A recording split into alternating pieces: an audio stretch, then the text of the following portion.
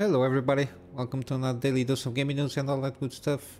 And as always, uh, the Seeking saga continues, but yeah, on Rumble. But yeah, it's the best that I can do at the moment. Yesterday I managed to, if you did miss it, the Evil Within 2 episode. And today should be the XCOM 2 and tomorrow, yeah, tomorrow is Sunday, so I will keep out of YouTube making videos. It's my day off for this. I can rest a little bit my head. And usually it's a very slow day for news, so taking advantage of it to rest my brain a little bit. Got some interesting news. Again, some rumors about GPUs. Supposedly 4080 Ti might be on the works for a 2024 release. It's interesting mainly because of the fact that it's on the high end here. At the moment, it trade blows with the 7900 XTX, and the fact I saw one hardware unbox like updated with the drivers and everything, and updated games with new data, and it still trade blows in rasterization, and even in some games with ray tracing. It even trade blows with XTX, except in some cases. From one side or the other, it is what it is. From AMD, some games, I don't know, do better on AMD GPUs, and others do better on NVIDIA GPUs. But in overall scheme of things, they basically are in reach of each other to a certain degree, in a margin of error kind of a thing, so around 5. In some other cases, like between 10 to 20% in like one game, an outlier there. But the thing interesting here is the fact that supposedly this 4080 Ti can reach to around 20 gigabytes because of the chips. The chip itself can reach around 20 gigabytes, which is way better than the 16 gigabytes. Mainly because of this is like a 4K gaming GPU. And I think it serves a little bit better than the fact that it has a little bit more VRAM, and the fact that it can do around for 320-bit memory bus, which is way better than the current configuration. In terms of like the speed of the lanes which the memory communicates, and the fact that the 4080 Ti should launch around, at least according to the rumors, maintain the same MSRP than the 4080 has at this moment, which is $1,200. So to all intents and purposes, the 4080 should drop the price if this GPU is launched with the intention of putting himself in this kind of price range. And then the 4080 will be more competitive in price with the XTX version AMD GPU. So at the moment, the AMD card is around between $300 to almost $400 less, and you can get basically the same kind of performance in rasterization, 4K for rasterization, and in some variety of games, ray tracing performance also. I think the FSR3 is also a little bit, it's a kind of an improvement on FSR2, and plus a lot of fake frames and everything. So in terms of those technologies, yeah, it can to a certain degree do the same stuff to a certain point than the 4080, and it costs less, between $300 and $400 depending on the model and the brand. But yeah, I like the fact that the NVIDIA might lower the price of this one, maybe put a little bit pressure on the AMD to lower their own GPU prices there. Which is always good for the consumer. But yeah, I heard, I don't remember where, and I'm sorry, not crediting the person enough. I think it Moore's Law that basically there is like a formula per se, to a certain degree, to reach like a conclusion, not a conclusion, but to have like an idea of how well the AMD GPUs usually sell, taking into account mindshare, all that stuff there. Usually when the GPUs between AMD and NVIDIA, in this case, like for the 80 and the 7900 XTX, they perform around the same. For the AMD GPU as the same kind of not price to perform, but competitiveness regarding like the normal consumer. It has to be around 20, I think around 20 or 30% cheaper. And everything around that, if it overperforms that one, it has to overperform to a certain degree, and as it's like the 30% formula, they say. He explains better than me, but in the case of the 4080 and the 7900 XTX, the XTX sells way better to a certain point because it's around 30% cheaper than the 4080. That's what I wanted to get at. But yeah, if the rumors are true, 3 months. If there is a release here, for sure, they will let us know. Maybe CES or something like that. I don't know. There is something. There is some keynotes that NVIDIA CEO is going to do in the meantime. In some of those like events that there is, like tech events. I don't know if I'm not sure if he is going to reserve any kind of like notes for mentioning something, if it's coming here or not. They are very busy with AI stuff there, so I don't think they are very worried about the GPU gaming market. But yeah, continue with some industry stuff. We got supposedly Microsoft is aiming to close the Activision Blizzard acquisition next Friday, so next Friday the 13th. Mainly because supposedly I talked about a little bit here, and I remember saying that it's something about the cloud services or streaming rights, cloud streaming rights here. Supposedly Activision had to sell those to a third party. In this case was Ubisoft. I didn't remember the company, but supposedly Ubisoft is going to buy the cloud streaming rights of Activision Blizzard games. I think that's all. At the time it was because of the Steam, the fact that Diablo 4 is coming to Steam also.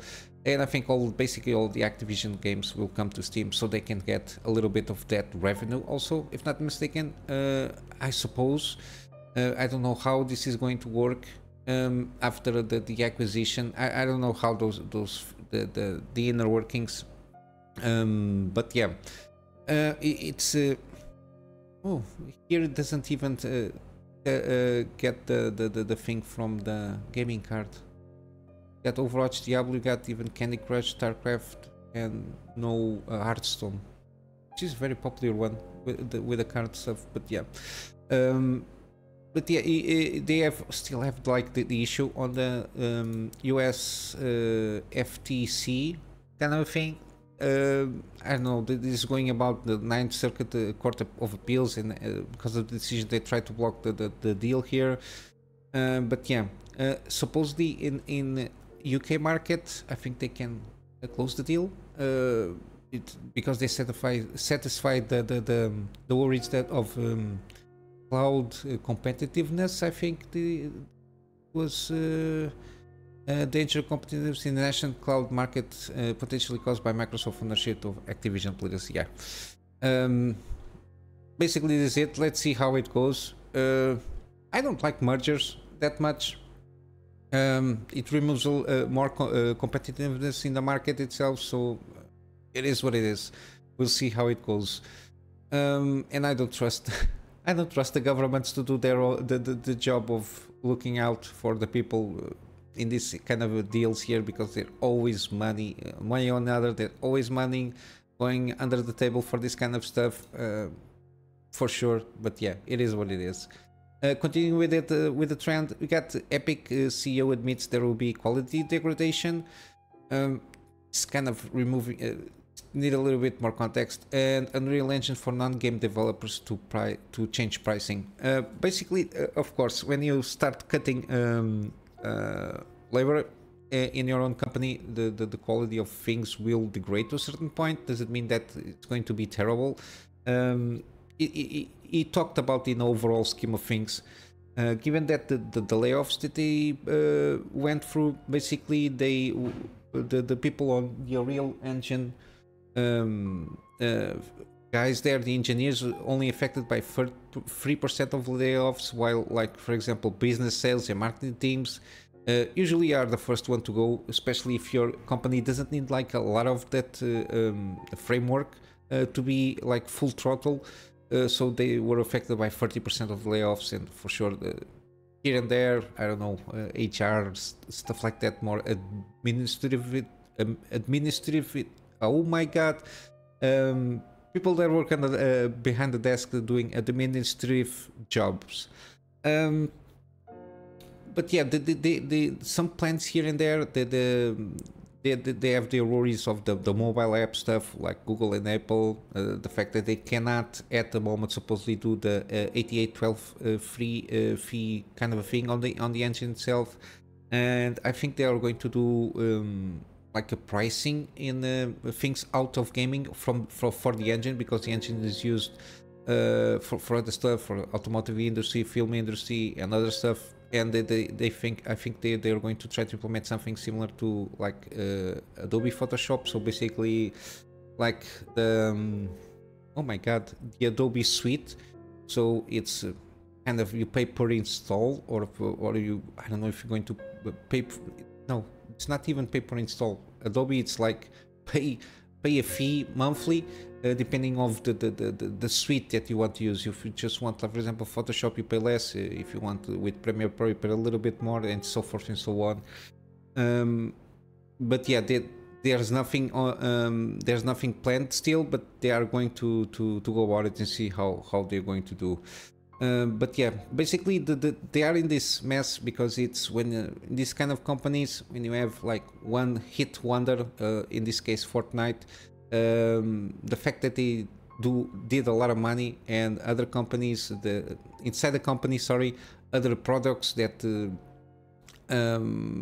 it told best to provide more constant details. Recent in video grabbed by Fortnite, blah, blah, blah. Soon admit that even if energy generators is barely affected, there might be a degradation of quality in some of the future work. We also revealed actually Epic became aware of significant financial problems.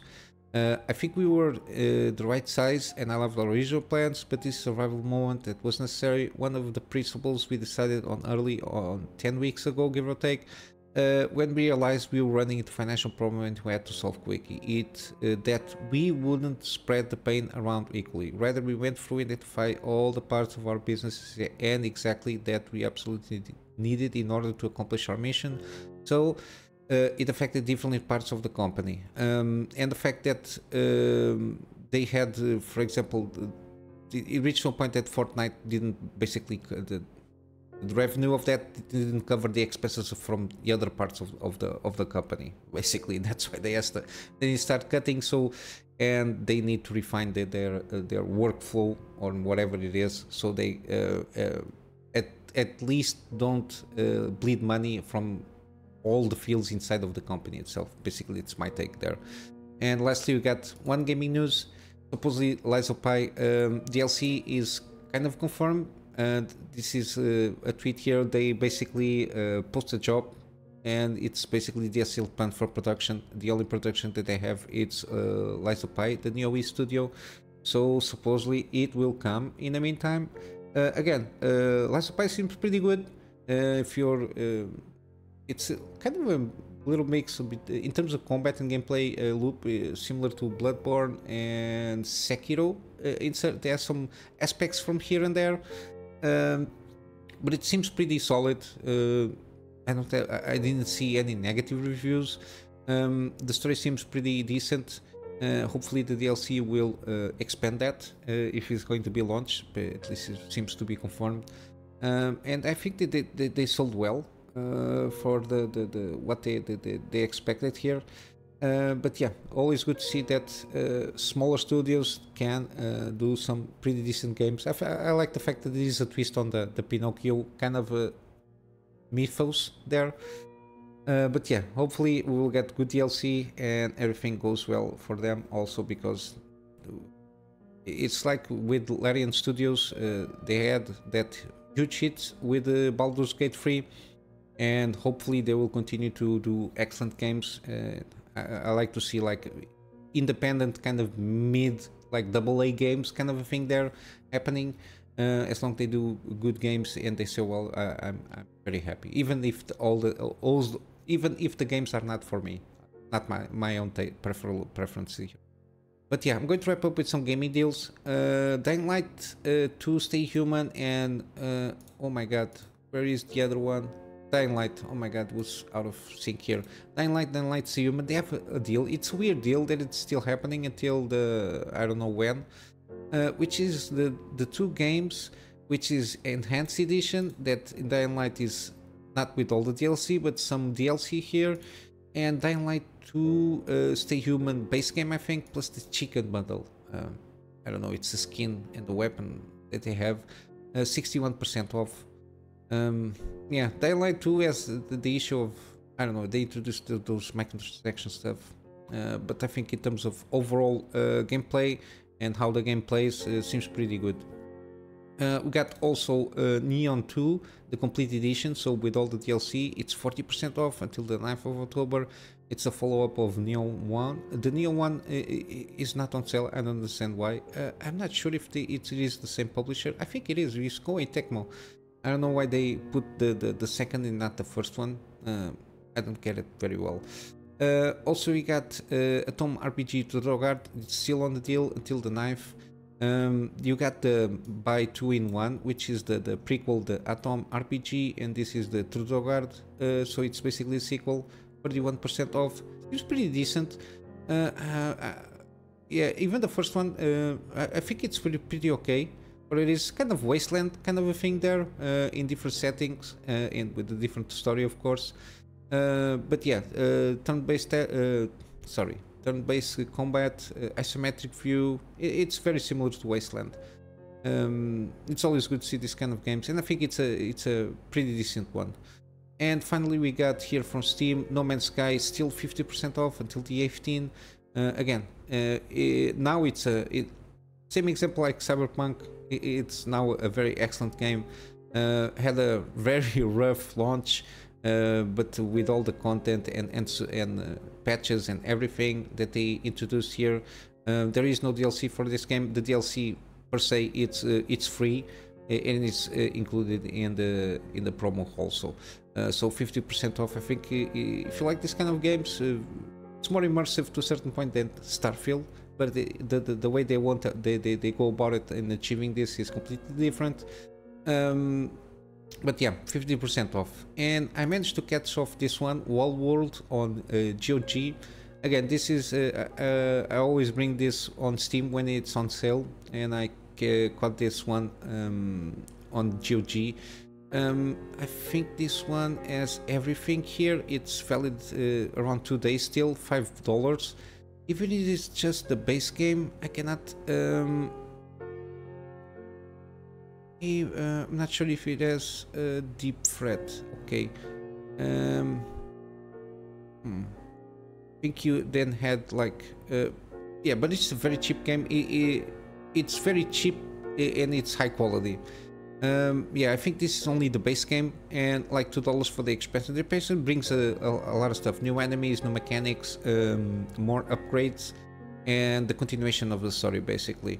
I think it's for $7, give or take. The fact that you have a very excellent game if you like this kind of games. Got the loop of mining, the loop of tower defense kind of a style there, plus boss fightings and all the upgrades. It's kind of action roguelike style because you're going to die a lot in the meantime between runs. But yeah, seems pretty good, and it's one of those that I'm for sure one of these days I will do, maybe after Void Blasters or something like that. I still have a lot of games in my libraries to go through before I start checking out new games.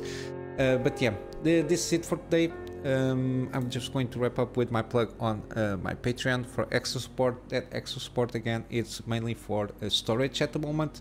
My main worry, mainly for backups for the projects that I do for my private clients, and of course storage for the footage that I do for the channel. Basically that is it at this moment. I here on Patreon also start doing some collections here. I will not dabble too much here on very old stuff, so but yeah, it's here. It's more easy to find instead of getting like the post style kind of a thing here. But yeah, it is what it is. I will see you Monday. Tomorrow is my day off regarding content for the channel. Hope you have a full day, and I'll see you in the next one. So until then, Kunamy Master out.